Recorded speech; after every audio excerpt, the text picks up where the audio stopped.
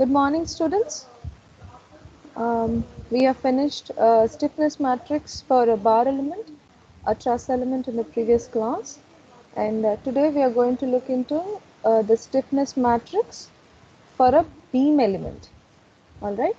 So I hope there are no questions from the previous session. If there is any, you may please raise your hand so that we'll clear it completely and then go for the next topic.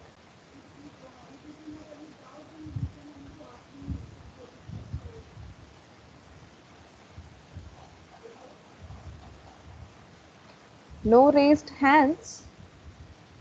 That might be two reasons. Either you're able to understand everything or you're not at all getting anything. Madam, there is a disturbance from your place now. From here, ma'am, let me check. Ma'am, now? Little bit is it now. Okay, now. Okay. I don't know what is the issue. Nobody is here. We are sitting very far also. Okay, ma'am. No problem. Uh, Students, you are also any problem from your side? It's like you people just enter the meeting and leave it. All right. No response from any of you. No, ma'am.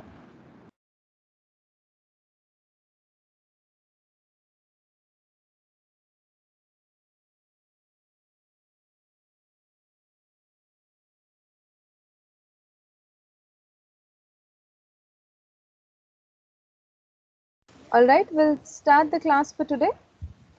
I'll share my screen. Okay. Are you able to see the screen? Yes, ma'am. Yes, ma'am. And please, I insist, do not respond in the chat. I cannot come back to Teams again to look what you are writing in the chat. Okay. If anything is there, raise your hand. Madam will unmute you. You can then speak. All right. All right. We'll start the class for today. It is about the stiffness matrix for a beam element. All right, quick review from the previous session. One member from you define what is stiffness. You may raise your hand. Madam will allow you to speak.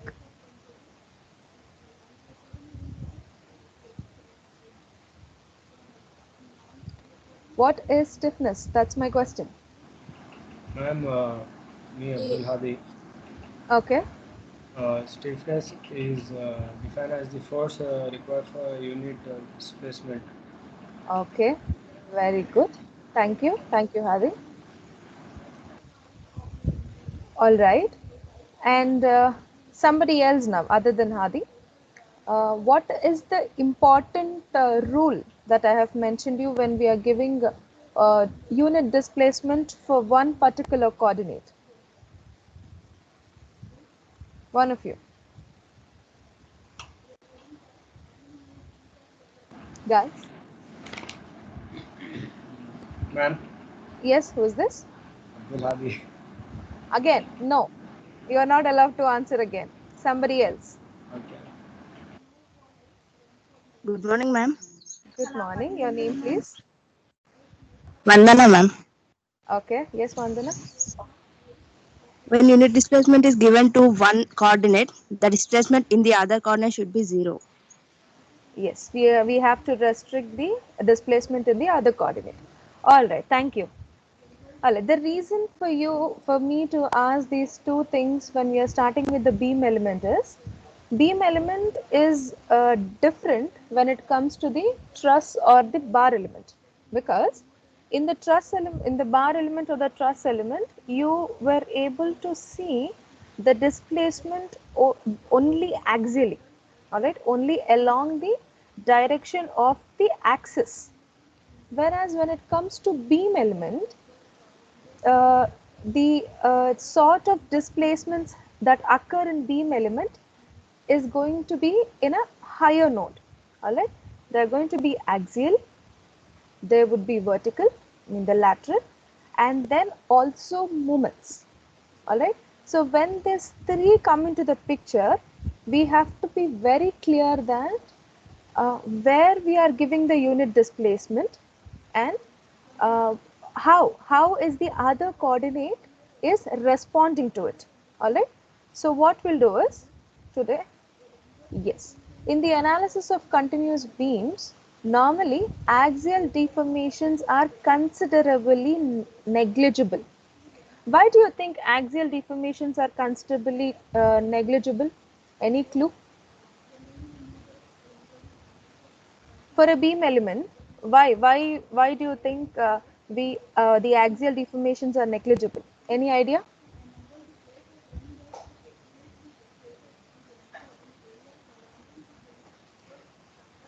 Have you heard about small deflection theory? Anyone?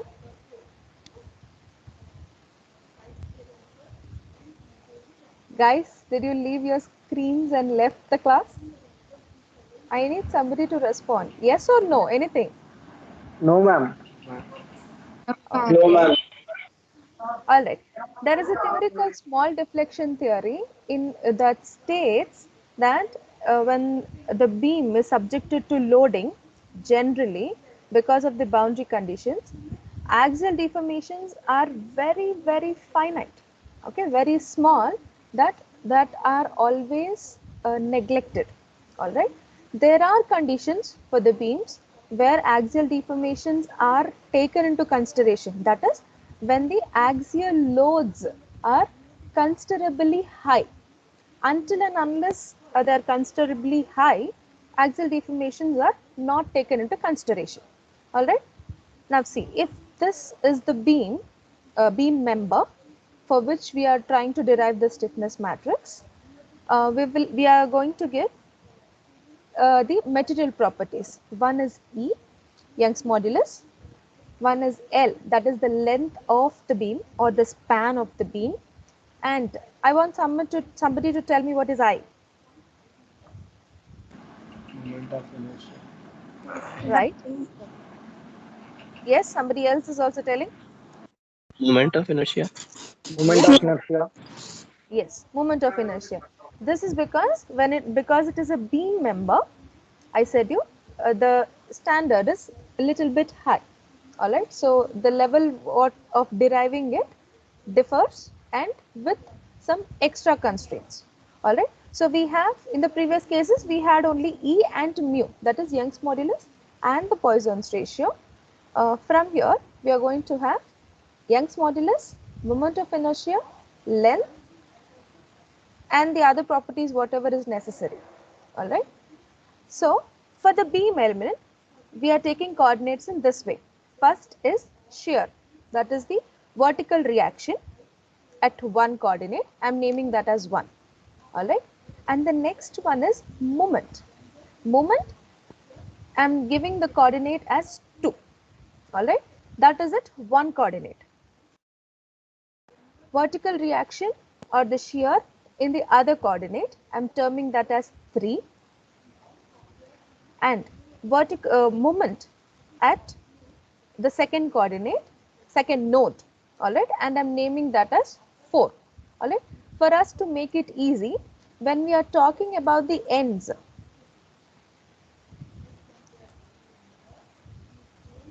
all right, when we are talking about the ends, all right, we'll term that as nodes. All right. And when we are talking about the direction of the force, we will talk that as coordinates. All right. So I have coordinate 1, coordinate 2, coordinate 3 and coordinate 4, out of which 2 coordinates are vertical reactions or the shear and 2 coordinates are moments. All right. And which direction did we take the moment? Which direction is it? Clockwise direct. Anti-clockwise direct. Anti-clockwise. Yes, check clearly. Anti-clockwise. Yes. All right. See, when we are deriving the stiffness matrix, always it may be a clockwise direction or it may be anti-clockwise direction. you have to mention your sign convention early. All right. Here, as because we are trying to derive stiffness matrix, I said you all the diagonal elements of the stiffness matrix are positive. At which coordinate we are giving the unit displacement, at that point we are going to take the displacement or the force element as positive. So here my anti-clockwise direction movement, I am taking that as positive. Alright, you may take it as negative also. If you take as negative, we will derive the answer in negative terms. That's the only difference. That is why in the previous, in TOS 2 also when we were talking, I specifically mentioned, you have to decide which direction is positive for you, which direction is negative for you beforehand. That is before starting the problem. All right. There is no universal rule that you have to go in this way only. All right. At the end, when you get the answer, depending upon your direction, whatever answer you get will directly tell you whether the direction you have taken is right or wrong. All right, there's nothing right or wrong. It is like whether it is in the direction or opposite to the direction. All right, now see, because I said axial deformations are negligible, I'm getting only 4 coordinates for the beam. All right, if axial deformations are taken into consideration, then I will have the other 2 directions also, that is coordinate 5 and coordinate 6, that is in the direction of the beam. So what would be the order of the K matrix we get for a beam generally? What is the order of the stiffness matrix we get for a beam element?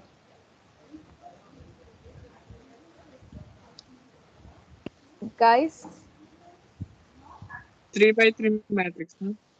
check it clearly. You can see how many coordinates are here. 6 by How 6. come it 6 by 6. exactly? It is going to be 6 by 6. You have to remember it very clearly that number of coordinates indicate the order of your stiffness matrix. Please mute yourself.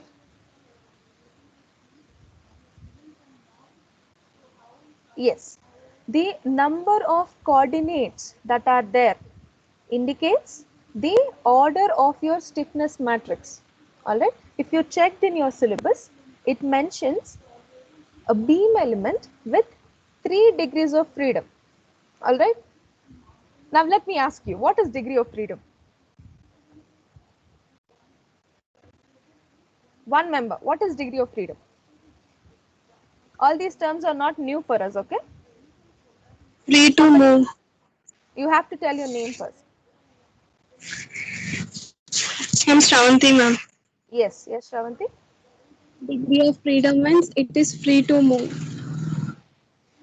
Okay, it is free to move. All right, we can take it.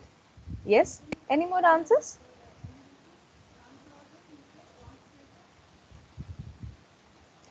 All right, I'll change a little bit. What you said is exactly right.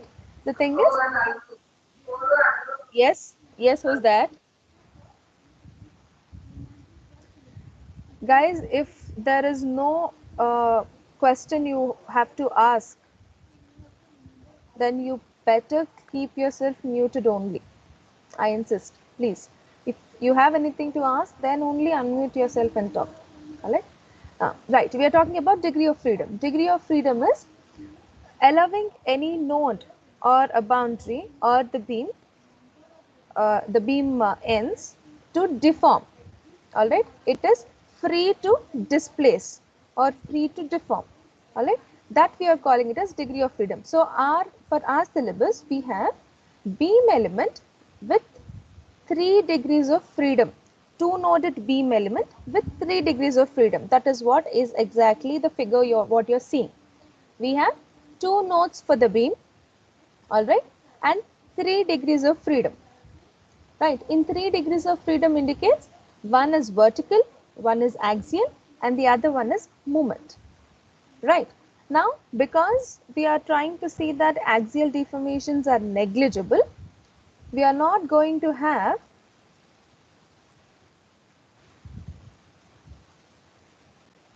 We are not considering the other two.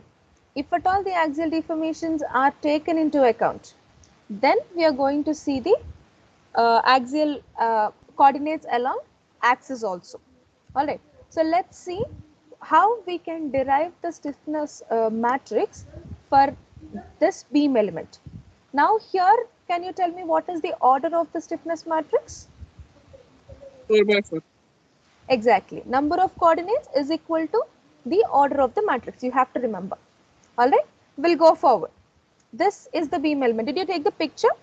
Did you take the figure?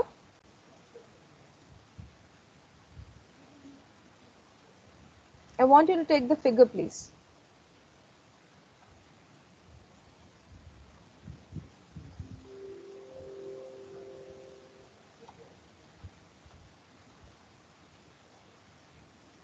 Sai Kumar, please do not respond in the chat. I cannot come back. All right. I insist. Please do not mention in the chat.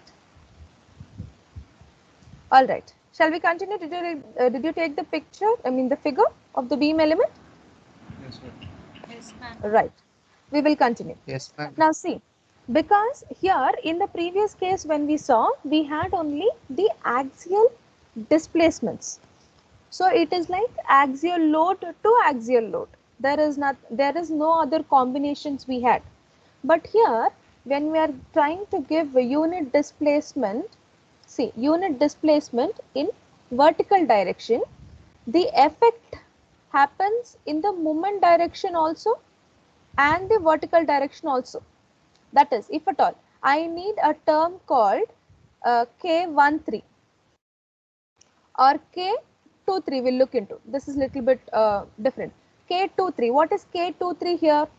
I'm giving unit displacement at coordinate 3 and I want what is the force at coordinate 2. Here coordinate 3 is vertical reaction, that is shear.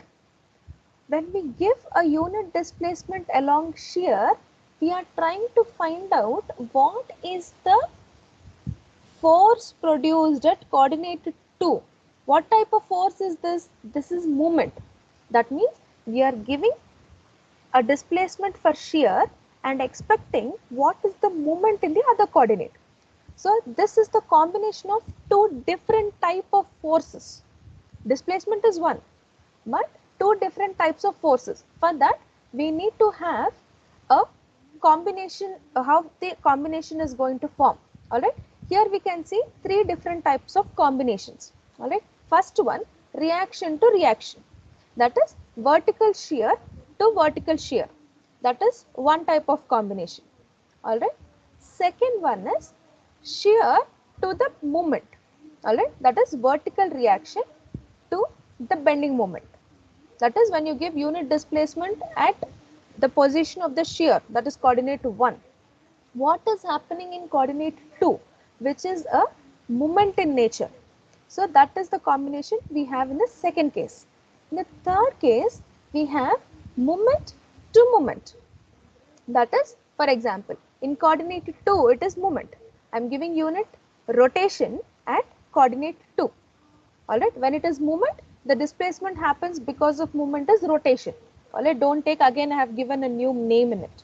All right, when it is shear, it is unit displacement. When it is movement, it is unit rotation. All right, so there is a combination of 2 to 4. So K24 or K42, K22 or K44, all these happens in the combination of bending moment to bending moment. All right. Now for these three combinations, we have values that are there from our previous methods. We have derived it already. It may be any method, maybe slope deflection method, moment distribution method, or anything. We already have the values. All right. When at one coordinate, if you are giving a shear force, what is the expected shear force happening in the other coordinate? All right. So one reaction to reaction is 12 EI by L cube. Reaction to moment or moment to reaction, it is 6 EI by L square. And when it is moment to moment, where there is the application of the unit rotation, it is 4 EI by L, and the carryover moment will be 2 EI by L. All right. Somebody have unmuted yourself. Madam,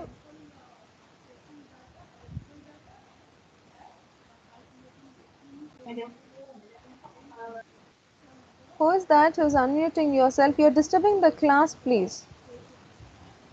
I muted them. Thank you. Roll number 32.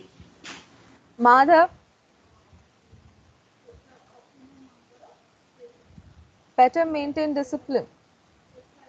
All right. So there are three combinations that we are looking into. You may please note down these values because that will make our derivation of stiffness matrix easier. All right. Reaction to reaction, 12 EI by L cube. Moment to reaction or reaction to moment. That is when the relation is between the displacement and the rotation. It is 6 EI by L square. When it is the combination of moment to moment, it is 4 EI by L and 2 EI by L. That is, one is the direct moment and the other one is carryover. Are we done with the slide? If you note it down, please one yes from your side. I'll go for the next slide. Yes, ma'am. All right. Excuse me.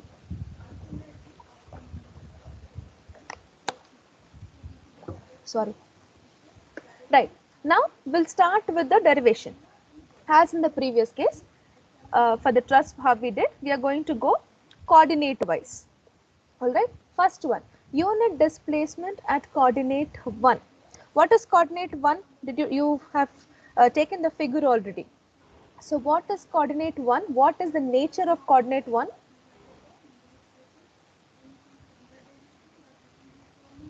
What is the nature of coordinate 1? Reaction. Vertical reaction. Yeah, vertical reaction, reaction, or shear, anything, reaction. So this is how it happens. This was my coordinate 1. In this direction, I have given unit displacement. So when I give coordinate 1, the unit displacement, what is happening? The member tends to displace to this point. That is, there is a unit displacement of this node happening. All right. So for this, my K11 will be directly, K11 indicates I am giving it 1. I want what is the force happening at 1. All right. So that will be directly 12 EI by L cube. All right. Now, due to the unit displacement that is given at coordinate 1, what is happening at coordinate 2? That is also important. All right. Now, we have taken anti-clockwise direction. Now, we clearly see this is anti-clockwise, right? Now, if at all I tend to extend this a little, see, this is the direction I have taken. All right. Now, this direction, is it favorable for the expected displacement or is it against?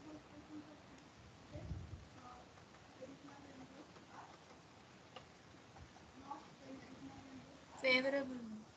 Exactly. Because it is favorable, that means due to this movement also, what is happening? Whatever displacement I have expected, that is going to happen. All right. So the K21 is also going to be positive. All right. Now K21 indicates I am giving it 1. I want it 2. Now this is the combination, right? Reaction to moment. When it is the combination of reaction to moment, the value is 6 EI by L square. All right. Now we'll go for coordinate 3. Coordinate 3, what was the actual direction we have given? Upward. All right. The actual coordinate what we have taken is upwards. But what the displacement I want, if at all it is upwards, what is happening? Here also there tends to be an displacement happening, which we have to restrict. That is why what we are trying to do, we are giving an opposite, equal and opposite reaction here, so that we are restricting our displacement to happen at this node. So our K31 becomes minus negative reaction, but because the combination is of reaction to reaction, our answer is 12 EI by L cube. Can you tell me what is the last one? K41 Minus Minus 6 EI by L square. minus 6 EI by L square. Please, when you answer, let me know your name. Okay. Hadi. Hadi seems very active in the class. Very good. All right. When it is K41, you may please look into it that it is not negative. See, this is the anti-clockwise direction. Just extend it a little. This direction is restricting the displacement from happening. That is exactly what we want. The displacement has to be restricted at that point. Now, the vertical reaction was acting opposite. So we have given a negative reaction. But the rotation whatever we have taken is actually favorable for our condition. That is, it is restricting. It is not in the other direction. See, it is not in this direction. That is clockwise. It is in the opposite direction. So here what it is from the relation between the reaction to the moment which is favorable. So it is plus 6 EI by L square. Got the point? Clear? Any doubts on how we have taken this? Any doubts? Ma'am, explain this again. Yes, sir. Okay, sir. Second in the sense? No, ma'am, explain this again. Last one. Okay, K41. explain it again. All right. Right. Please listen carefully. The main rule for deriving the stiffness matrix, I specifically told, we are expecting the displacement only at the coordinate of consideration. Where we are giving our unit displacement, the displacement should happen only at that particular point. There should not be coordinates. That is the rule. Now, in which directions we have taken? If you remember the beam element, we have taken 2 upward reactions and 2 anti-clockwise movements. All right. I said you the other way also, when the other coordinates are favorable for our expected displacement, at that particular point, you may take that as positive. Whereas it is the opposite for that, where it is not restricting the other coordinate from getting displaced. Then we are going to give a equal and opposite reaction to that coordinate. That is the rule. In such a case, if we consider, I am giving unit displacement at coordinate 1. What is our coordinate 1? Vertical reaction, which is upwards. So for the beam that is taken into consideration, when a unit displacement is happening upwards, I'll take another pen.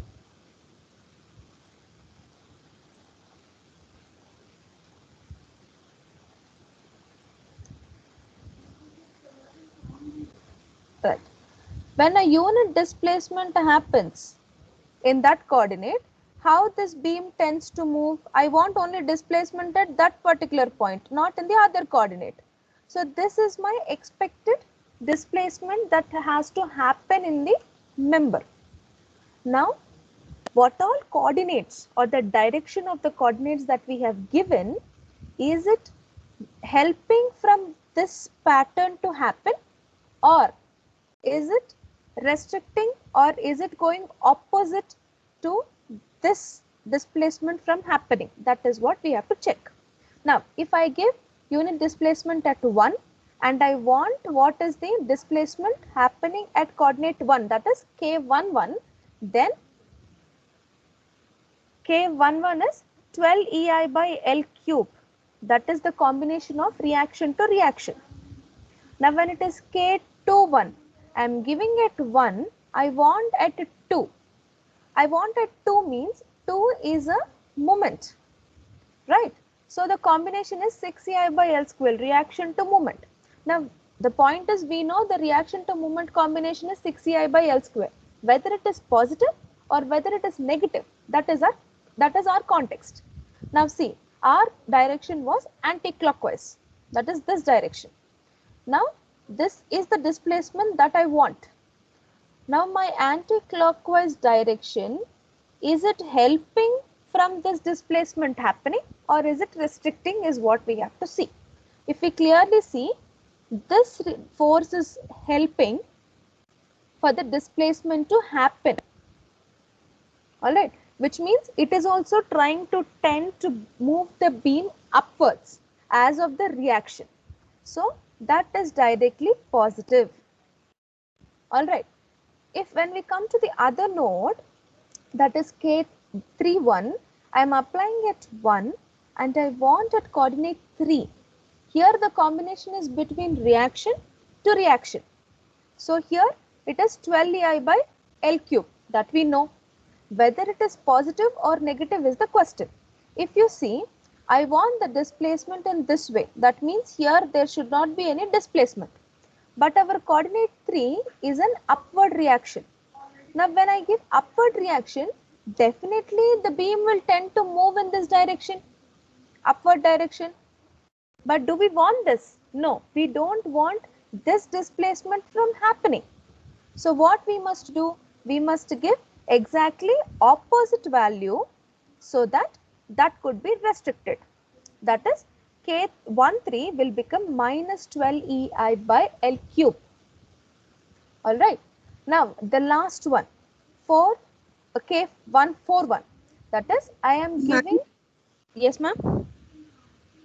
Ma'am, screen is not sharing, ma'am. Screen is Maybe already. at your end, but here it is sharing, ma'am. Screen is in sharing only. Yes, screen is shared, ma. Yes, yes. Try to relog in. Any other people are facing the same issue because screen is on share mode only. No, ma'am. No Your means? no indicates is it coming or is it not? It's coming. Okay, thank you. Be clear. Right, Shravanti, please check if you have any problem from your side. Alright, let us continue. Here I am giving unit rotation, unit displacement at coordinate 1 and I want what is the moment at coordinate 4. Now coordinate 4 is an anti-clockwise moment. If I just extend it more and see, this is the complete anti-clockwise rotation. Right?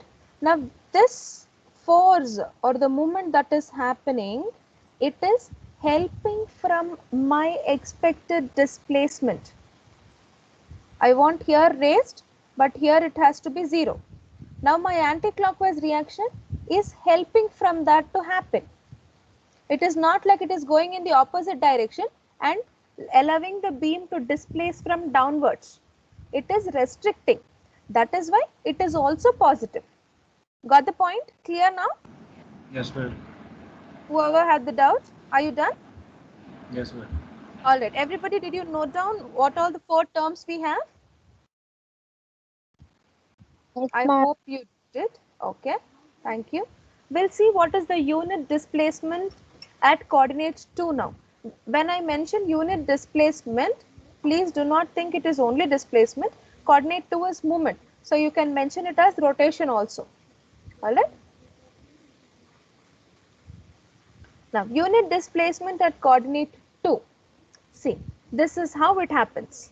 Now, I am giving unit displacement, unit rotation. That is my theta is equal to 1 in coordinate 2. This is my coordinate 2. This was 1. this was 3 and this was 4, right? Here we will get different. See, K21, what is K21? I am applying at 2 and I want what is happening at 1. 2 is a moment, 1 is a reaction. So combination between reaction and moment is 6EI by L square. Now is it positive or is it negative? You have to see. Here whatever reaction we are giving, it is helping the beam to displace upwards. That is my desired displacement. So it is going to be positive. Now next one is K22. That is, I am applying unit displacement at coordinate 2. I want what is the moment at coordinate 2. So the combination is between moment and moment. So 4EI by L. Why it is 4EI by L is direct moment. I am giving unit rotation at 1. I want the value at 1. So directly it is 4EI by L. Alright.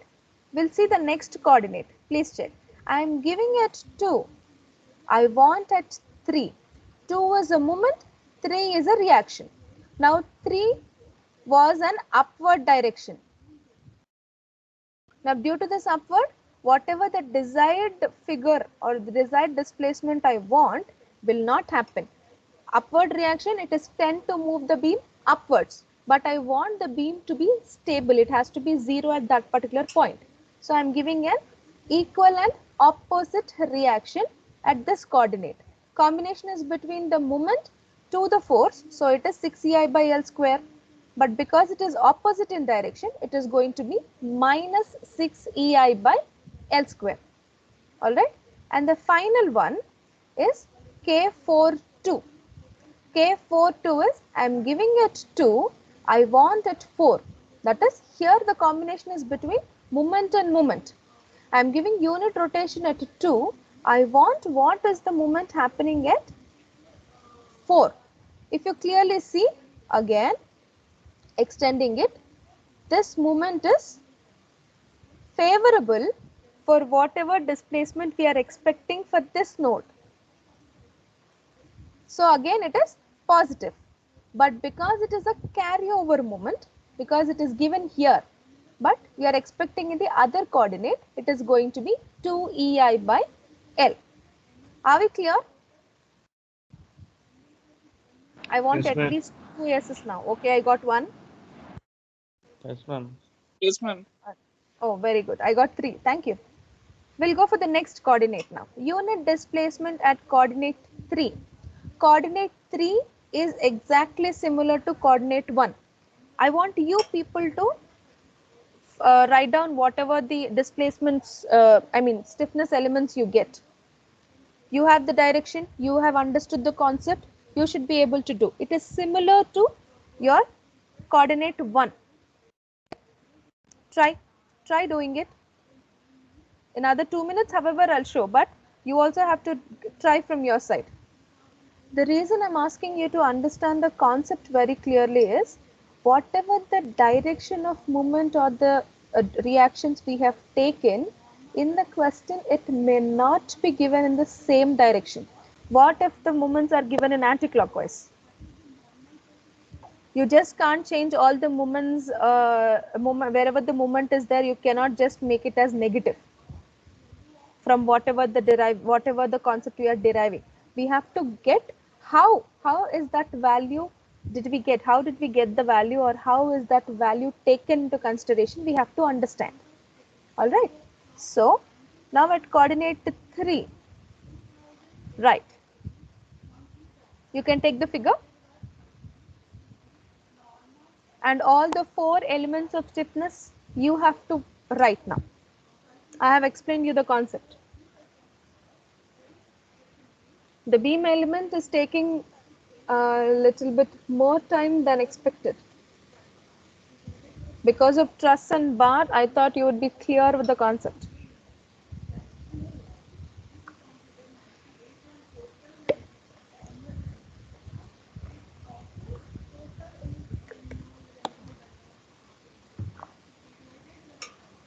What are the 4 terms that we are going to get in coordinate 3? One member. Please unmute and speak. What are the 4 K elements that we are going to get when we are giving unit displacement at coordinate 3? Ma'am, Mohammad Farhan. Sorry? Name Mohammad Farhan. Okay, Muhammad Farhan, good. Yes. Coordinates 1, 1, 3, 2, 3, Oh. 3, 3, and 4. Exactly. Can you tell what is K13? Farhan.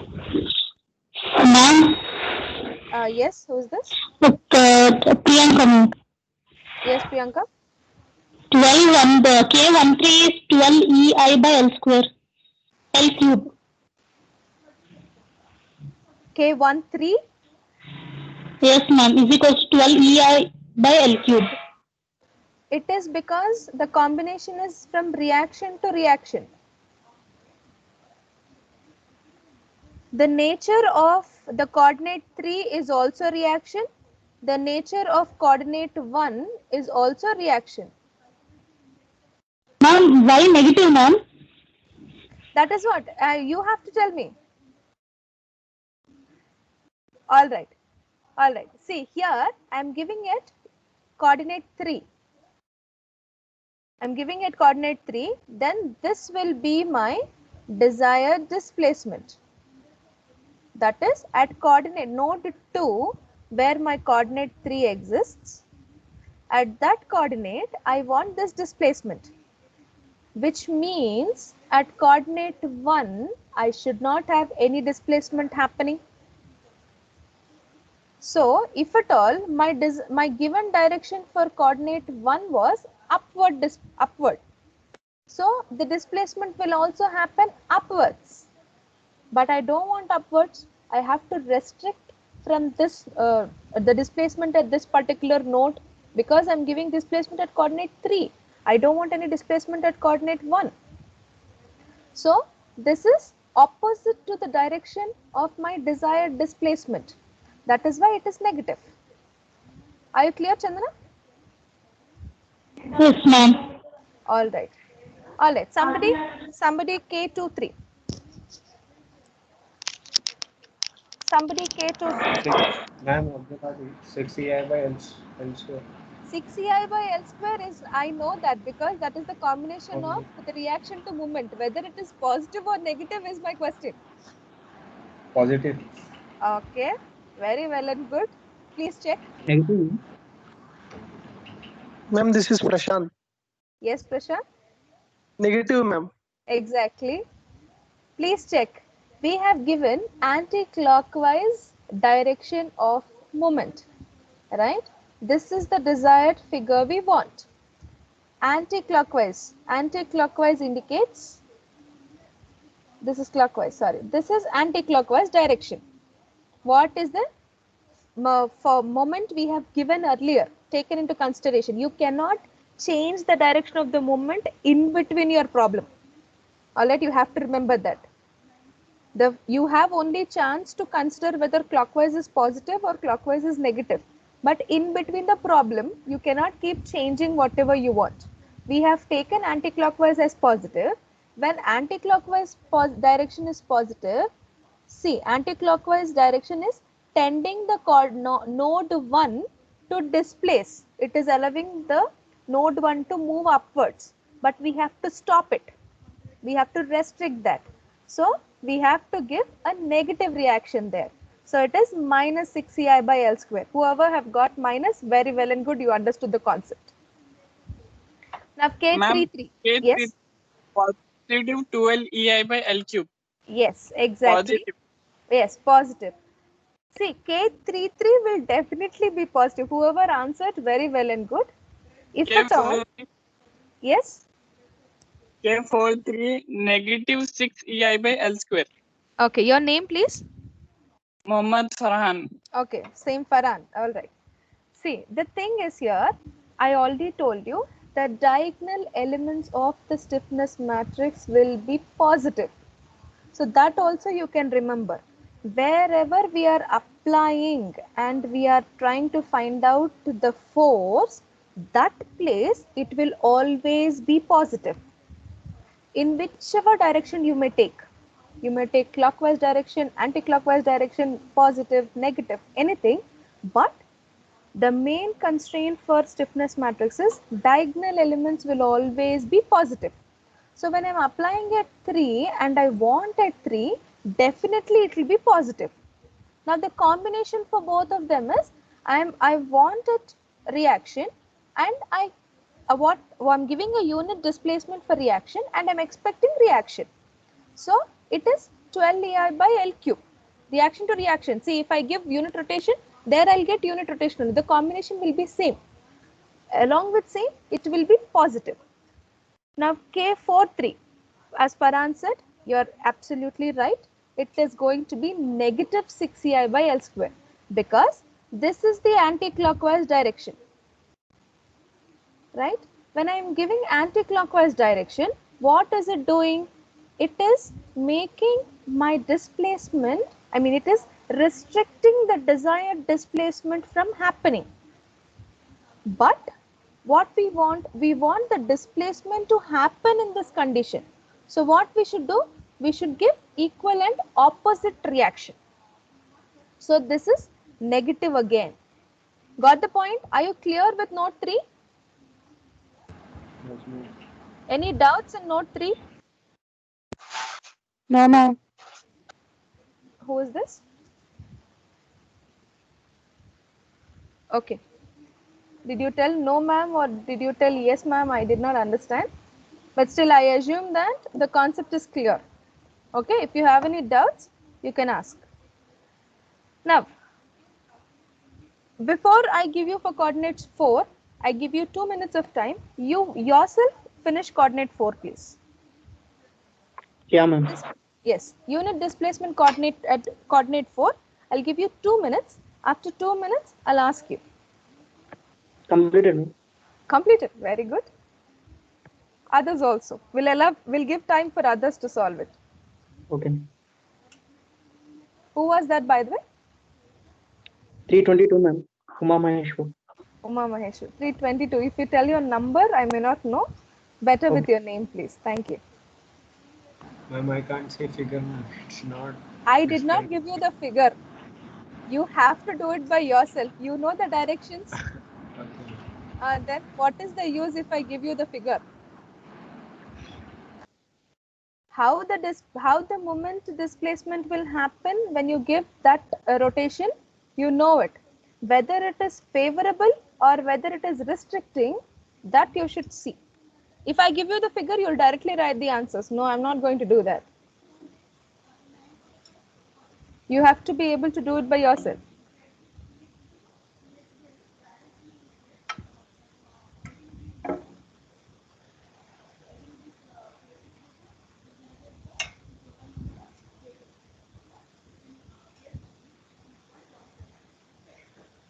All right, 30 seconds more.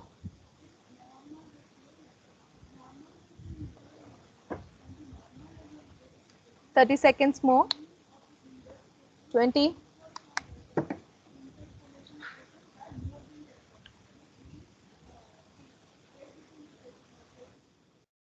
Right.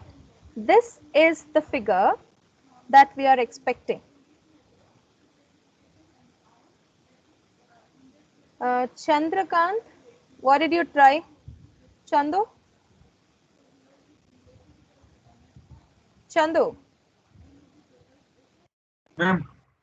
what are you trying to share your screen? No, You have clicked no, something. sorry, ma'am. Right. All right. See, coordinate 4 was an anti-clockwise movement, right? This is my anti-clockwise movement, and this is the other side. This is the anti-clockwise movement at coordinate. Now, coordinate 4 I'm giving. So, this is tending to displace my beam downwards. So, this is my desired rotation or the desired displacement of the member, that is downwards. Now, what you have to check is the other coordinates, whatever we have taken, the direction of the coordinates, is it helping from that type of displacement happening or whether it is going opposite. You have to check that and then you can write down the terms. One member from either of the sections who did not answer till now can unmute yourself and tell me what are the 4 terms that you're going to get here. Who did not answer till now?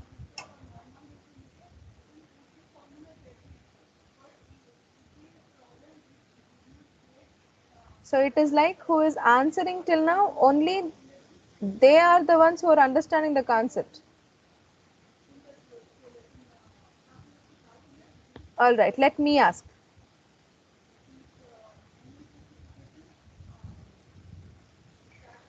Sadhana? Sadhana is present in the class. I just saw the name. Sadhana.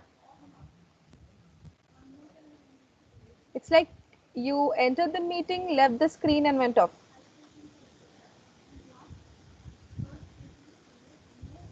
All right. Sadhana isn't there. Good. Roll number 90. Arun?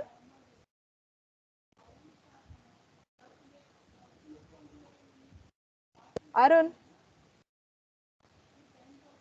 So this is the best way to know whether you people are listening or not. It's like you just left the screen and went off. Somebody else, what are the elements are we going to get here?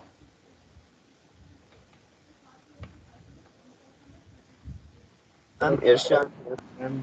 Yes, who is this? Irshad, ma'am. Yes, Irshad. What are the 4 terms we are going to get here? K14, K24, K34, and K44. Okay. Can you tell one term, K14? What is the term? K14 should be positive 6 EI by L square. Exactly. Exactly right. Thank you, Irshad. K14 is positive. If we see, it is upward. It is helping from for the displacement that has to take place. All right. Thanks, Irshad. Anybody else? What is K24? K24 is a combination of moment to moment. K24. 2E by L. Baboy, who is that? Yeah, ma'am. 2EI by L. Yes, who is this? Positive. Uma Maheshwar. Uma Maheshwar, right. 2EI by L, positive.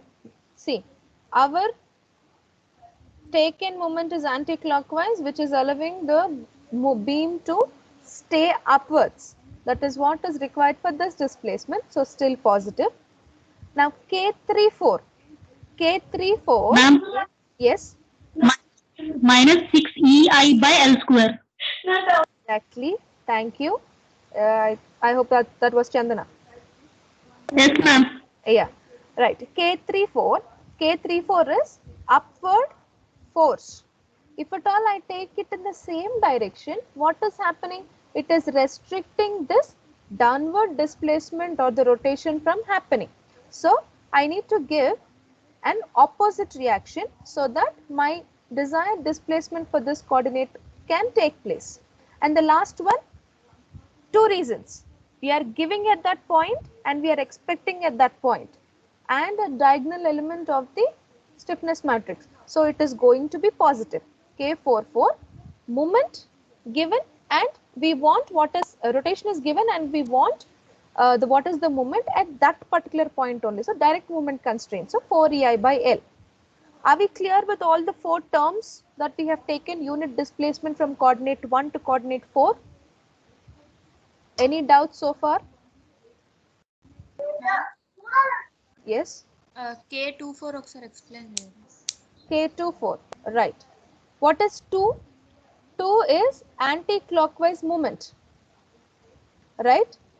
For 2, see, for 4, I need, this is my desired displacement. Because it is anti-clockwise, if you check, is it helping from the displacement happening how you want, or is it going in opposite direction? It's helping. It means it is allowing this coordinate to stay at its position. It is not making another displacement from happening. So because it is restricting, it is going to be positive. And because it is a combination of moment to moment, but moment applied at other node. And we want moment at this node, which is a carryover moment. That is why it is 2 EI by L. All right? Okay. Clear. Right. Now all the four terms, you have to combine it and form the displacement matrix. This is how is your beam element, displacement stiffness matrix for a beam element is formed. I just kept all the four values in one matrix.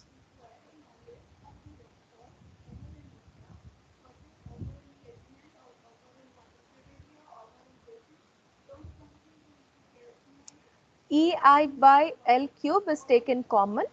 You need not take, that is also fine. All right. If we clearly see, all the diagonal elements are positive and the other elements are symmetry in nature. All right. See, whenever you are deriving a stiffness matrix, suppose a question is given in the exam that some beam element or a truss element is given to you, and it is asked to find out or to derive the stiffness matrix.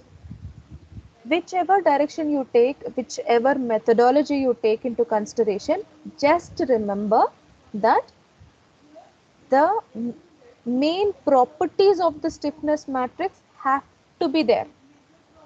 You have to have the checklist. It has to be a square matrix. All the diagonal elements has to be positive.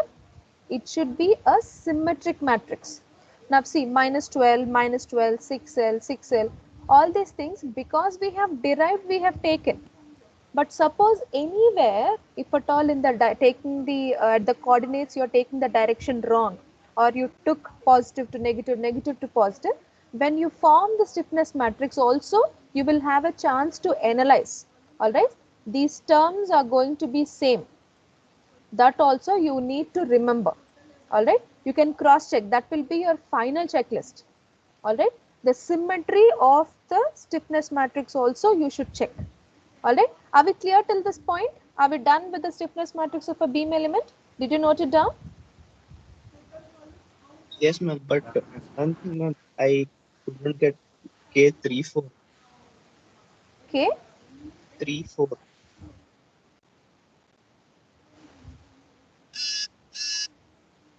Yeah, K34. Yes. Yes, K34. See, this is the desired displacement we want. You are giving it 4. Right? So this is the desired displacement. Now, my 3, the coordinate 3 is an upward reaction. Actually, when the problem has started. Yes, ma'am. It is upward reaction. If at all I take it in the same direction, what is happening? This reaction is restricting from the displacement which I want. So I am giving an opposite reaction from the other side, which will help the reaction to happen. The displacement from happening. That is why it is minus.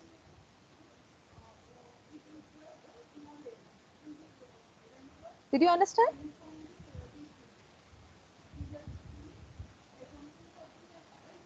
No, ma'am. Still? Okay. It's I'll tell you. Wait.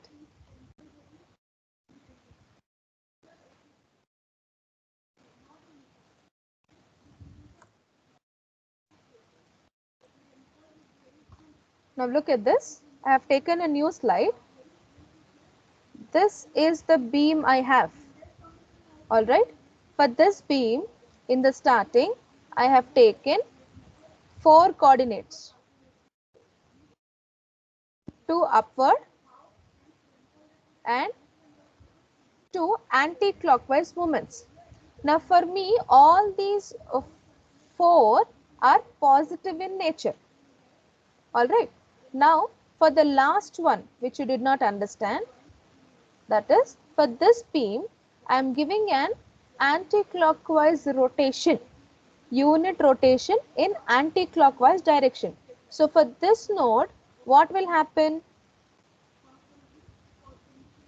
The rotation will happen in this format. Excuse me for that side. Now, because of this anti-clockwise, where rotation I am given theta is equal to 1, the expected displacement is this figure. All right. Now, the other, what all the other values I have, you have doubt in 3. So, this is my 3 direction and this is my 4 direction. If at all in 3 coordinate if I give, which is upwards, what will it do?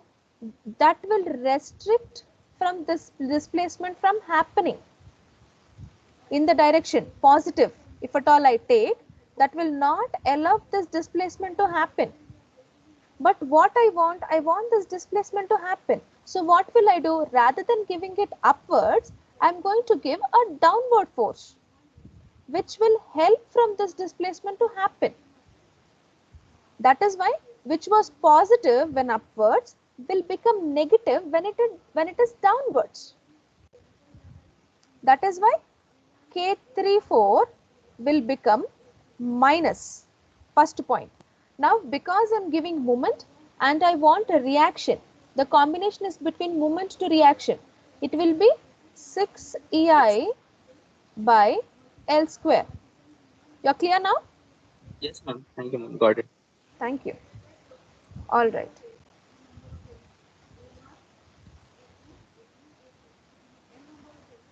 Are we done? Are we done with this? At coordinate 4, right? This is the stiffness matrix for a beam element. All right.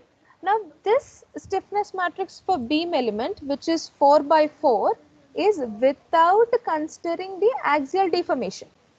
Suppose axial deformation has to be considered.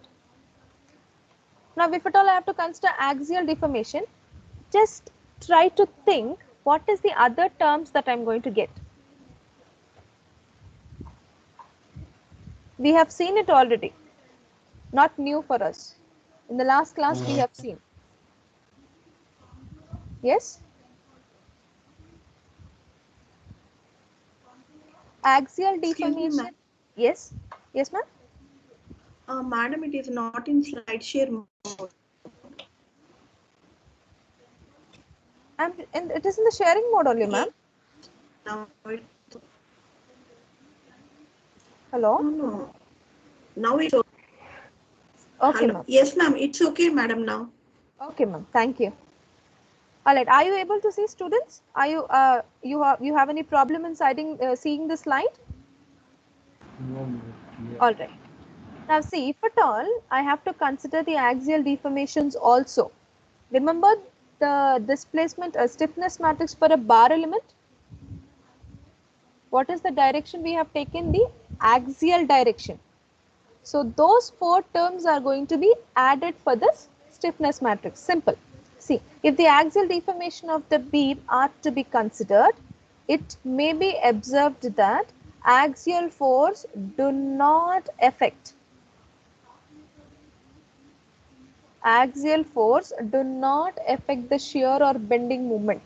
See, I have a beam and for the beam I am giving axial deformation. This axial deformation which we give has nothing to do with the direction of displacement, whether you give in the clockwise direction, anti-clockwise direction, upward, downwards. The axial displacement is only along the axis. All right. So there is no relation between axial to shear or axial to moment. All right. So it will not affect. In such a case, we remember from the bar element, what was the K11 term? AE by L.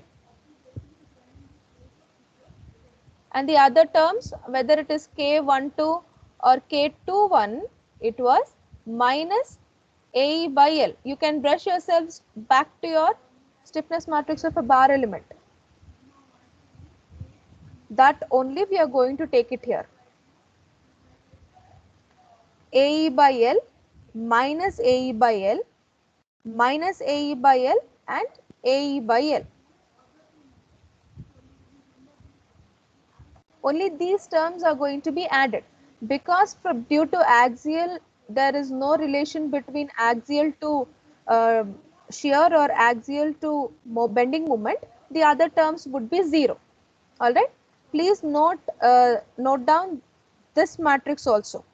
When it is asked for the displacement stiffness matrix of a beam element with 3 degrees of freedom, this is your stiffness matrix. All right, and for this our coordinates are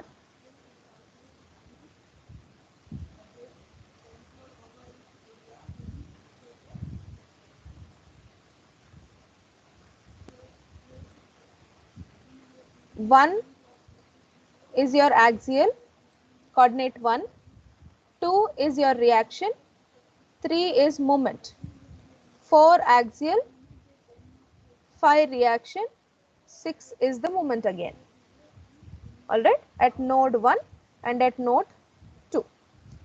Please note down the figure and the displacement matrix, please.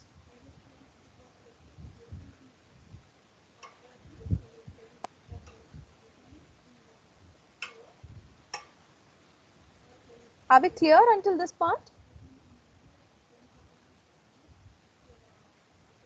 Because by finishing this, majority of formation of the matrix is completed. All right. So it is like the concept of FEM is in us now, if at all we are clear until this part. All right. Can I go forward? Can I change the slide?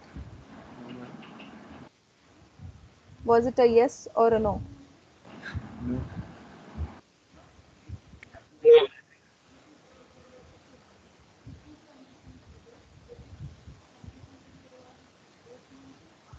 All right, we have another small topic to finish, so please do it fast. We have only 20 minutes left to finish the class.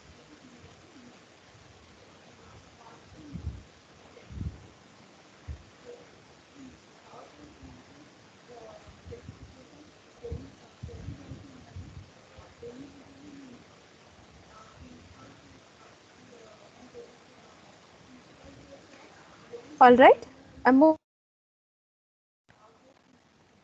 because the concept is okay till this point, I thought we getting over a little bit fast so that we can get into the problem.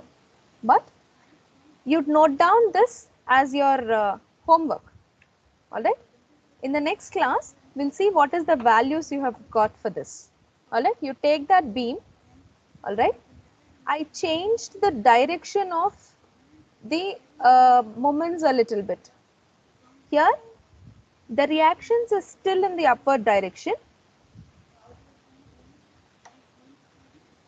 but moments, the direction of moments, I have given anti-clockwise in one direction and clockwise in the other direction.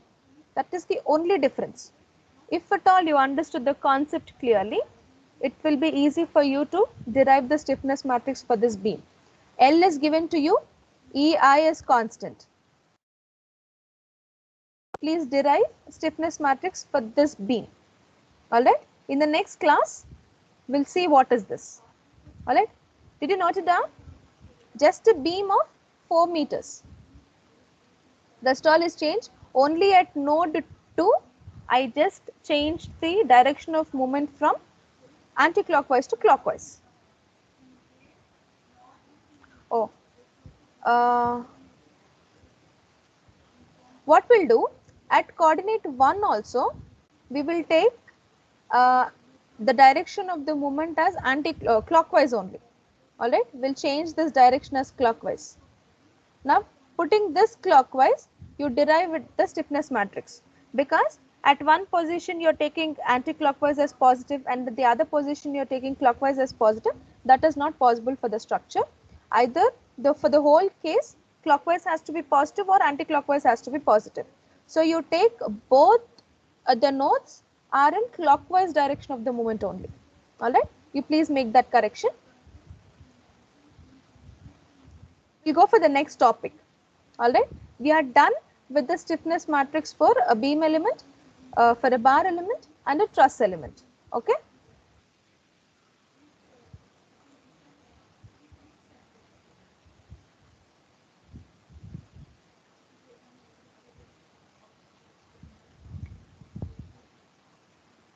Right. Are you able to see the screen? Guys, please somebody respond. Are you able to see the screen? Yes, ma'am. Okay.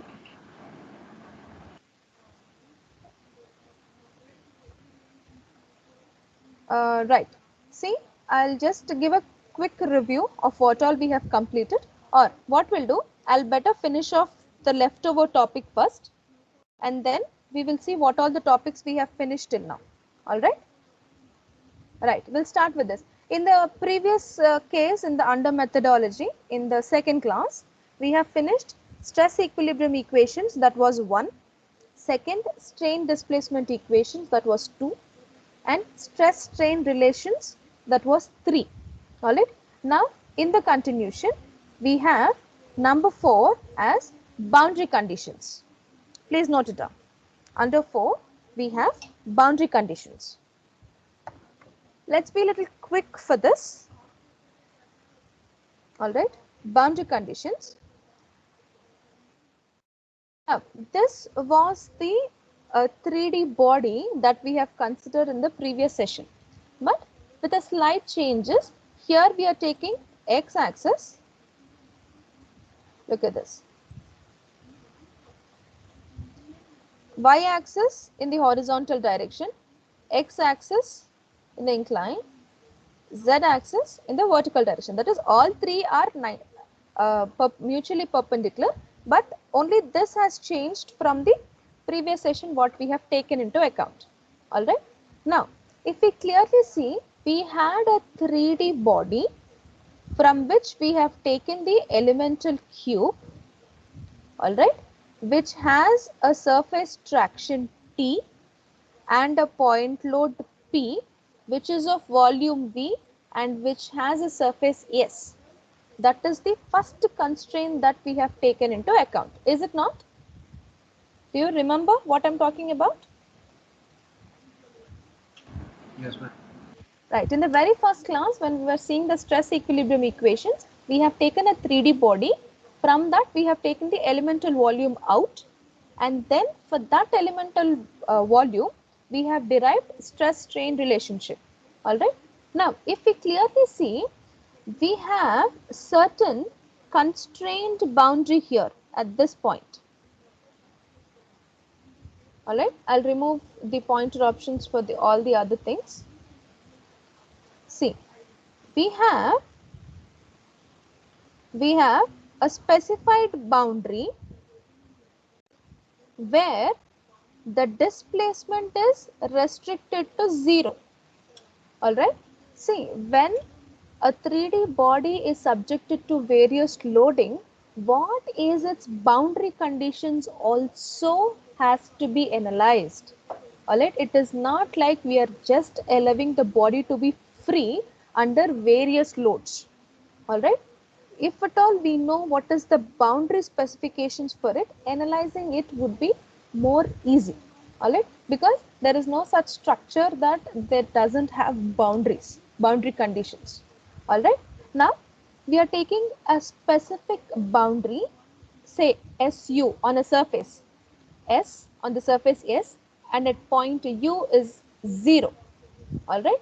Now for this, we'll take, there are displacement boundary conditions and surface loading conditions. If you see the figure properly, there are boundary conditions also and there are surface loading also. All right. This surface traction is there at this point, but due to the surface traction is there at this particular point, there will be effect on the other boundary positions also. Now, for that, we need to make out a relation between the surface boundary conditions with the surface loading conditions. That is what we are trying to do now. All right. You can take the picture, or I'll share you the textbooks today, PDFs of textbooks. From the textbooks also you can find all the figures, and clear more explanations for these figures or the expressions, equations what we are taking is also given in the textbook. That also you can go through. All right. Now, if u is specified on a part of the boundary, specified indicates I am taking u is equal to 0. All right. If u is specified on a part of a boundary denoted by SU, what we are telling is such that u is equal to 0 on SU. All right, which means u may be equal to a or any displacement x when s is at that point, SA or SX. At that particular point, it can have an other displacement value. All right, for that I'm thinking that at this constrained part u is equal to 0. All right, when it goes to the other boundaries we may have some displacement happening. All right, in such a case what we'll do is we'll take an elemental volume.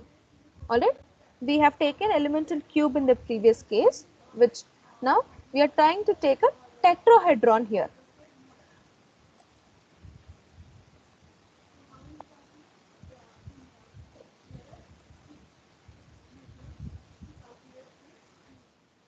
See, in the surface, if at all I want, and because it is a 3D element, I will have to take in this particular, suppose this surface I want.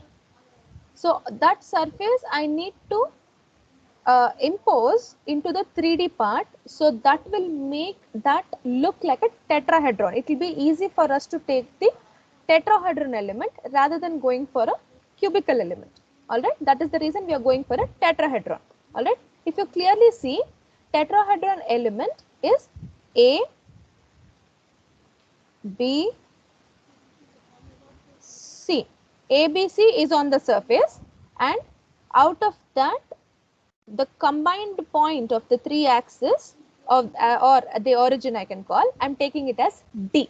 So ABCD is the tetrahedron, where DA, this is my DA, is parallel to X, DB parallel to Y, and DC parallel to Z. This is how we are taking into consideration. Okay. Now for this we have phases D, B, C. We have D, C, A and D, B, A. Three different phases. All right. A, B, C is on the surface. All right. Now see, A, B, C is denoted by area dA that lies on the surface. All right. Now for this, when we have to take the surface reactions or the surface displacements, we will take unit normal for the surface. This is not new for us. All right. Taking normal vector or the vector area, all these things are not new. All right. Now, if at all I take n is the unit normal for this area dA, for that nx, normal in x direction, normal in y direction, and normal in z direction. All right. Unit normal to A, then areas. See, this area DBC is NXDA, that is opposite direction is NX and the area DA. Vector areas, how they are found, it is not new. All right, I'm not going to go into the vectors now. All right, how we took, I'm giving you the explanation. Next one is ADC, triangle ADC. ADC NYDA and triangle ADB NZDA. All right, did you note down this? Did you note down? Any one member, please answer. We don't have time. Yes, ma'am. All right, we'll move forward. No, ma'am. Do it fast then. This figure, you can find it in Chandrapatla textbook. Today I'll share you the PDFs of the textbooks. You can see it clearly. Okay. Now we'll move forward. BDC, NXDA, ADC NYDA, ADB NZDA. These are the vector areas for the taken tetrahedron. Okay. Now, considering equilibrium along all the three axes, we are taking the equilibrium along all the three axes and trying to find out the relation between the boundary conditions or the normal to the surface. Okay. Now, this is the equation that we get. All right. See, the stress in x direction into normal in x direction will be directly related to the traction force in x direction. Whereas the other two in normal to y and z will be related to the shear stresses. Alright, how these equations are formed is not new for us. Where it is the in x direction, if you are taking normal stress, direct traction in both the directions in the same direction, and in the other two directions we are going to have shear. In the similar way, if we have to write down the other two equations, this is how it is going to look. See, Tx sigma x, Ty sigma y,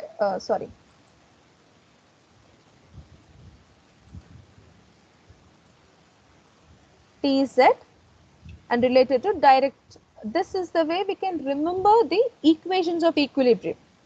All right. The reason for us to look into boundary conditions today is when we are going to go for other types of methods to solve a problem rather than just the stiffness matrix method, we are going to get various constraints taken into considerations. For that, boundary conditions is very important. All right. For that, these equations are also very, very important. You have to remember these equations. All right. If you remember the last case in the fourth one, stress strain relationship, the equation was 8. So this equation will take as equation number 9. All right. Now this equations has to be satisfied on the boundary ST. That is where the traction is applied. In that way, we have derived these equations. All right. Did you note it down? Now, where we are going to use this in the next coming methodologies, we can look into. All right. Are we done? I need your answer, guys. We are losing time. Are you able to listen to me? Yes, ma'am. Yes, ma'am. Okay. Yes, ma'am. Okay, good. I'm going forward. These are the equations for the equilibrium for the boundary conditions. Okay. Now, we have seen all these stress strain relationships due to the external loads, point loads, surface loads, all right, to the body force. All these things we have seen. But there is one such aspect, that is effect of temperature on the member. It is like, if we know with our common sense, what we know is, if there is change in the temperature, then also there will be strain happening in the structure or the stress produced in the structure. So that little point also we are going to take it into consideration. We are just trying to see that no aspect of the strain stress that is happening in the body is neglected. So taking temperature effects into account, see, for isotropic materials, this is not new for us. Okay. If there is a rise in temperature, that is change in temperature delta T, that will result in uniform strain, all right, which will depend on coefficient of linear expansion alpha. So we all know what is the value for that. Change in the temperature, if at all we have to see, it is alpha delta T. All right. Now for that strain, if at all we have to take, this is considered to be constant within the range of variation of temperature. See, for every particular structure, we have little standards, all right, or certain ranges given that until that it is safe. All right, we can take that as threshold limit or the factor of not factor of safety, threshold limit. Until that range, it is okay.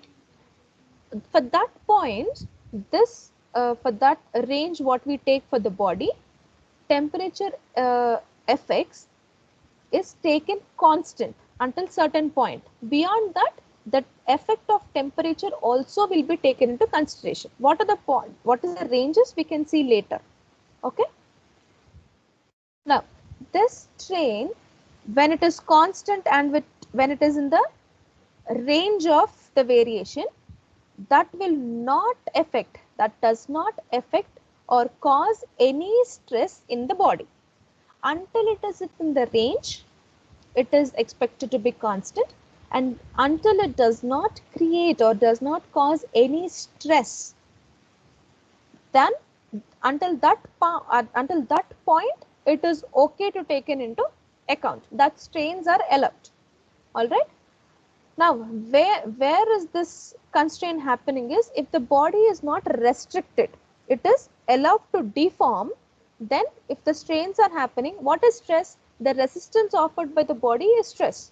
Now, if at all it is free to move, we are not resisting it, it is free to move, stress is not created. It's as simple as that. Now, for this case, our temperature, when we take temperature effect into account, the strain matrix will change. This is what is the strain matrix.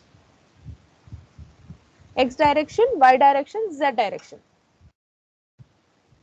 All right.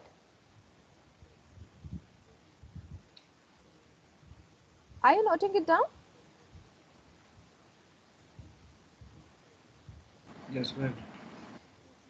You know, day after day, this is becoming a one-man show. I need your response, please. Yes, ma'am. Completed writing. We'll take this as equation number 10. Okay. Now, therefore, stress-strain relationship will become like this. If at all temperature effect is taken into account, we had our relation as sigma is equal to D into epsilon. This was the case we got. Now, what is D? Relative constitutive matrix. I hope you remember. You have to. Okay, it's not like from one class to the other you keep forgetting things. Okay. Now D. Now what, taking this into account, what the equation becomes is sigma D into epsilon minus epsilon naught. So the temperature effect is also taken into account. Let's take that equation as equation number 11. All right. Now, as we have seen in the previous case, there are two different cases happening. One is plane stress and the other one is plane strain. The temperature effect for both will be different. When it is plane strain, it is different. When it is plane stress, it is different. Now, plane stress, this is the equation. We'll take the equation as equation number 12. That is the matrix for strain when it is a plane stress problem.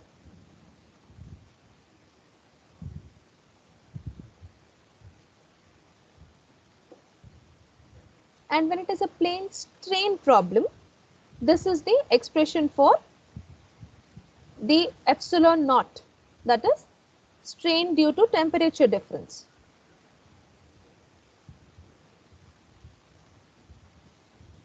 Because in plane strain, stress in x direction still exists. Only strain in x direction is restrained. We get this equation. Are we clear? Yes, ma'am. Did you note it down? Ma'am. Sorry? Who was that? Noted, ma'am. All right.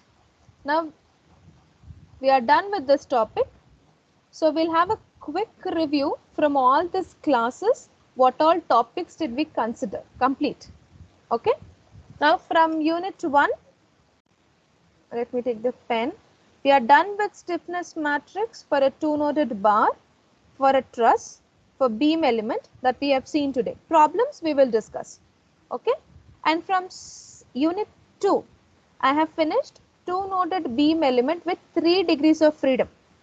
When it is a beam element, there are two constraints, 4x4 matrix where axial deformation is not considered.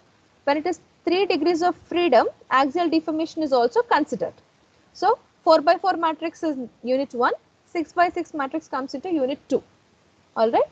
Now, transformation generation matrix of stiffness matrix for frames. For truss elements, I said you that is what is the transformation matrix we have taken. When we solve the problems, you can understand it more clearly. So this topic is also completed. Strain displacement equations, stress strain relationship, equations of equilibrium, that is stress equilibrium equations, boundary conditions, plane stress and plane strain problems. So leaving these three topics, we are done with 1.5 unit by now. Okay. In the next class, that is in the next Tuesday's class, we will finish these methods. Okay. By this, officially 2 complete units from FEM will be over. All right. Now, after we complete 2 units, I will send you an assignment which you have to write and then resend. All right. It is not like in the Google Forms or something. You have to write down because the problems have to be solved, derivations have to be made, that cannot be given in choices. Okay. You have to write it down. Okay. I'll give you the assignment after we complete these 3 topics. All right. And for the completion of assignment, I'll give you 1 week of time. Okay. You have plenty of time. 1 week is heavy. Okay. Later, we will start with formulation of finite element methods. That is unit 3. All right. Now, if at all, until this point in the next coming class where we'll finish these 3 topics, until this part from unit 1 and 2, whatever doubts you have, we will give 1 complete session for clearing the doubts. All right. If the clearing of doubts, there are no doubts that has to be cleared, we'll directly skip to unit 3. All right. Remember that. I'll take the attendance for today. I'll stop sharing the screen. All right. Okay. I'll share the screen and then take the attendance, because I had students asking me how the attendance are taken, ma'am. How is the proof that you're taking our attendance? See, I'm downloading your attendance. At 9:35, I have already downloaded another 5. So who came up to 9:35? In which names are in there in this one or that one? Only 1 hour attendance will be given to you. You have to remember from next class, make sure you are present in the class before 9:35. Okay? Any doubts in today's class?